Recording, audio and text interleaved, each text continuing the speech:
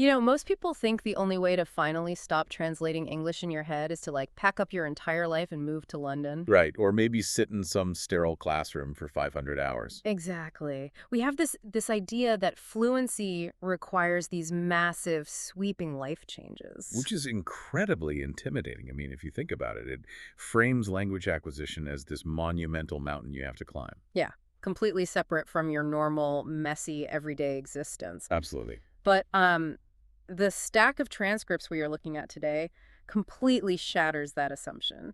We are diving deep into this really popular English learning series called the Mr. English Channel. Oh, yeah. Such great material in these. Right. And their core premise is so counterintuitive. They argue that your fluency is actually hiding in the most boring, repetitive parts of your day. We're talking about the 5 second that takes to hit your snooze button. Exactly.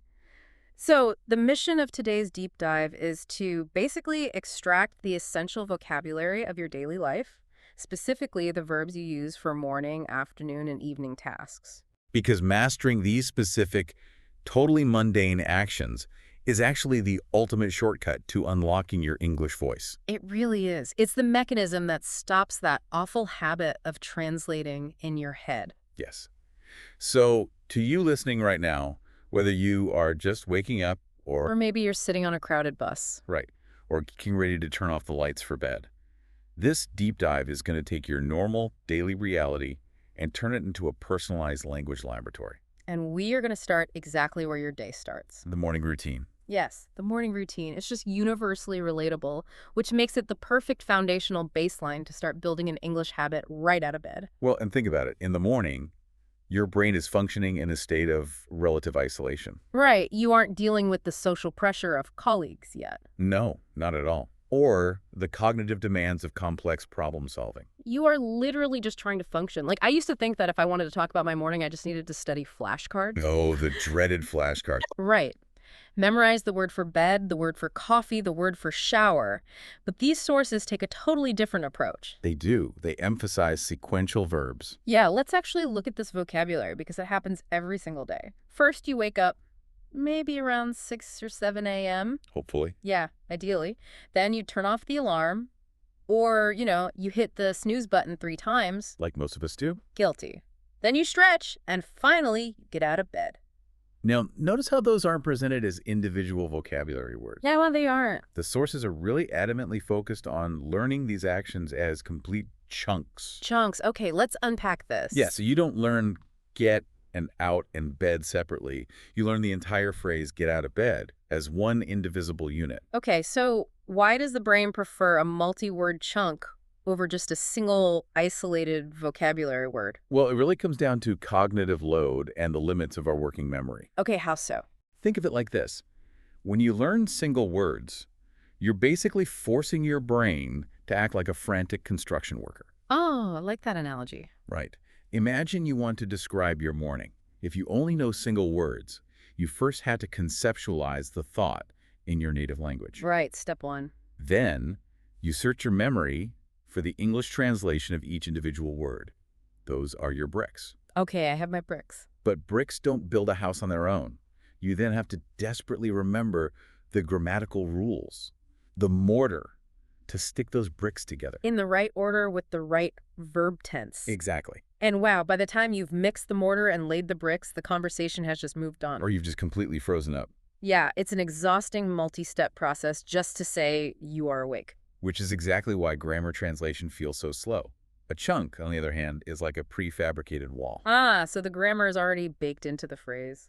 Exactly. When you learn brush my teeth or take a shower as single unbroken units, you bypass that native language translation process entirely. You just grab the whole wall and place it down. Yes, exactly. That shifts the whole perspective for me. So let's keep following this morning sequence. You've gotten out of bed. Now come the bathroom habits. Right. You take a shower, you brush your teeth, you wash your face, you dry yourself. And you go downstairs to the kitchen. The best part of the morning, you make coffee or, make tea. You have breakfast. The sources specifically mention things like having a bowl of oatmeal or some toast. Simple daily realities. Exactly.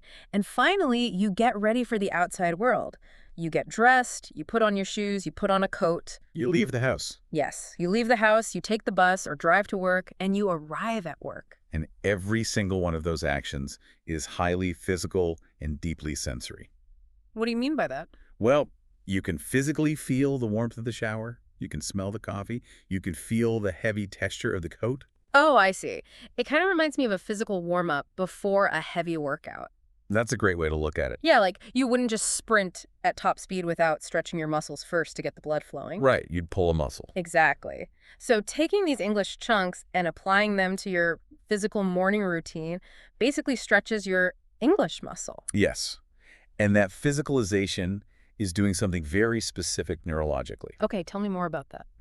So, when you are standing in your kitchen, physically pouring water over coffee grounds, and in that exact moment, you think to yourself, the chunk, I make coffee. You're forging a connection. Exactly. You are forging a direct physical connection between the object in your hand and the English words in your head. So you are basically cutting out the middleman entirely. 100%. You aren't seeing the coffee, thinking the word in your native language, and then translating it. You are labeling your reality directly in English. Yes. You are training your brain's associative memory. The sensory experience of the morning routine becomes the trigger for the vocabulary, rather than a textbook being the trigger. Which sets an incredibly powerful baseline for the rest of the day. It does. But, that morning isolation doesn't last. No, it definitely doesn't. Once you arrive at work, the cognitive state changes dramatically.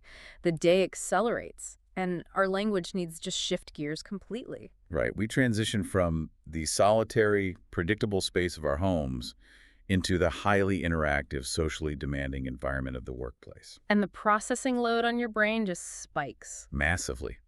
Language is no longer just about labeling your breakfast. It becomes a tool for professional survival, negotiation, task management. The afternoon hustle. The hustle, exactly. Let's run through the afternoon verbs from the sources because this is where the pressure really hits. Let's do it. Okay, so you arrive and you start working. You sit at your desk. You turn on your computer. And then comes the avalanche. The avalanche of communication. You check emails, you write emails, and you attend meetings. Oh, actually, one of the transcripts perfectly encapsulated the reality of meetings. Oh, I remember this. Yeah, they simply described it as talking, talking, talking. Such a painfully accurate distillation of corporate life. Truly, it's just endless. But then you get a brief reprieve, you have lunch. And the sources draw a really helpful daily distinction here. Right. Like, do you bring lunch from home, maybe a sandwich or a salad, or do you go out to eat? And during this break, you are chatting with colleagues. Yeah, doing that social maintenance. Then it's time to go back to work, finish work, and eventually take the bus or walk home. So to handle this huge spike in cognitive demand, the sources introduce a concept that requires a completely different level of language practice. Here's where it gets really interesting. They call it English mode. English mode. Okay, what exactly is that? It is a dedicated psychological state where you force yourself to actively narrate your afternoon tasks out loud, or at least under your breath. So, like, as you sit down, you articulate, I am sitting at my desk. Yes.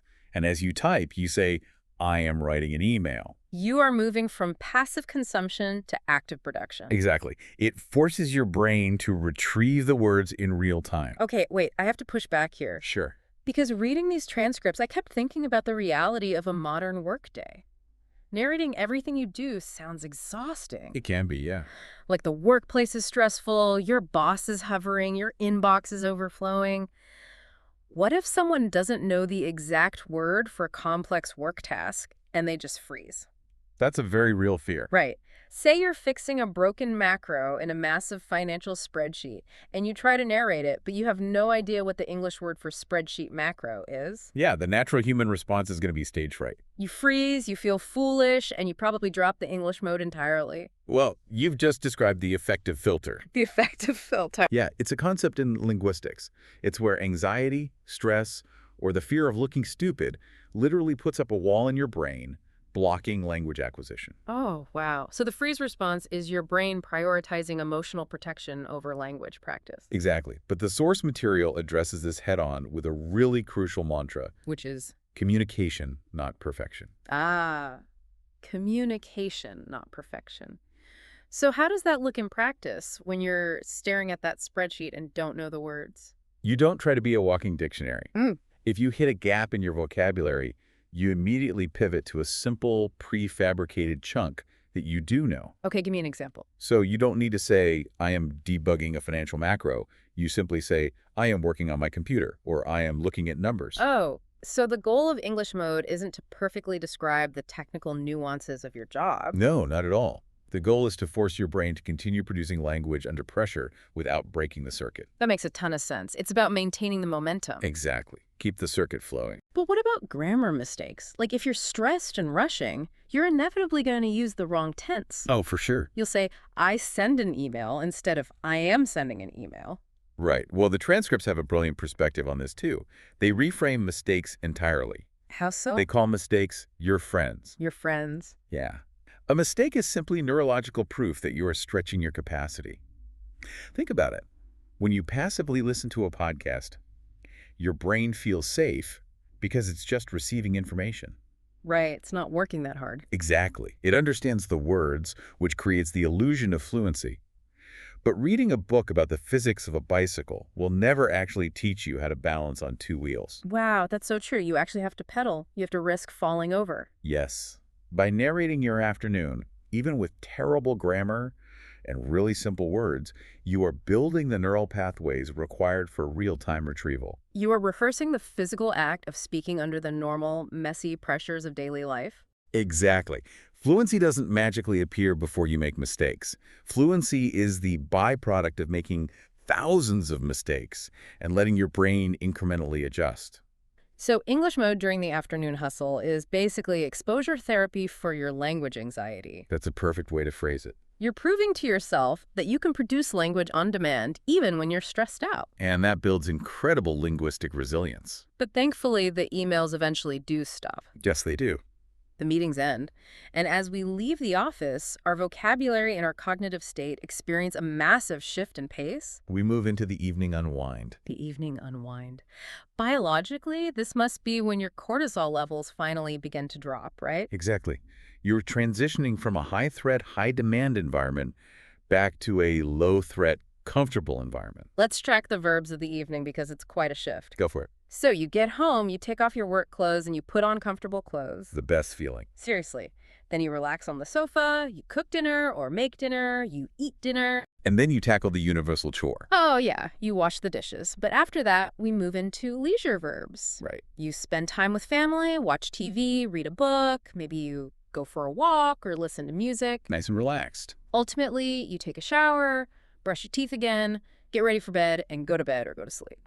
And because your brain is no longer actively managing workplace stressors, this relaxed evening state is actually the optimal biological window to cement everything you've practiced throughout the day. Wait, but if I'm relaxing on the sofa watching TV, my brain is officially clocked out. Right. I do not want to be in high alert English mode anymore. How are we supposed to practice when we're exhausted?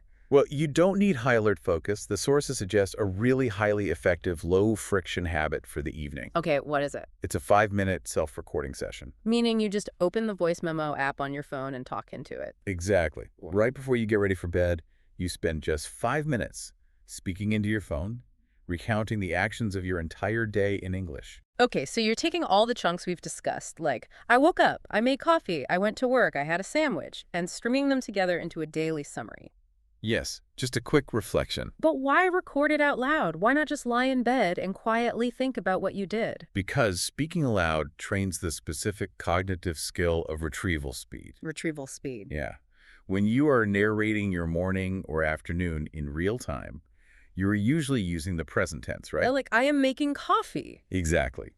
But in the evening, you are forcing your brain to delve into its memory banks, locate the correct past tense verbs woke, made, went, ate, and physically articulate them. Ah, I see. And this rapid retrieval and articulation is the exact same neurological mechanism you rely on during a fast-paced, two-way conversation with a native speaker. So what does this all mean? It's basically building the conversational reflex. Exactly. You know, looking at another section of these sources, an episode where they discuss money and budgeting, they use this analogy of a piggy bank. Oh, yes. I love this comparison. And I think the underlying mechanism there perfectly explains why this 5-minute evening recording works so well. The idea of saving small coins versus giant windfalls. Right.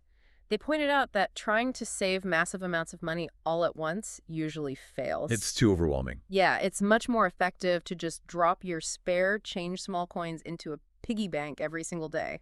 And over a year, that tiny, consistent action compounds into a massive treasure. Exactly.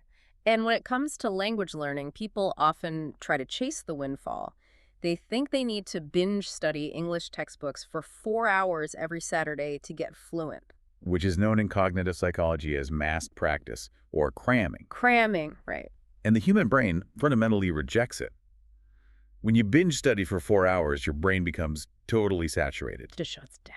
Pretty much, it dumps most of that information out of your short-term memory the moment you stop studying because it just can't process the overload. It's like trying to pour a whole gallon of water into a small plant all at once. Most of it just spills over the sides. Exactly. But the evening voice recording is the language equivalent of dropping a small coin into the piggy bank. Small but consistent. Right. It relies on the principle of spaced repetition. By taking just 5 minutes every single evening to actively recall the day's verbs, you are sending a consistent, manageable signal to your brain. You're telling it, hey, this is important. Yes.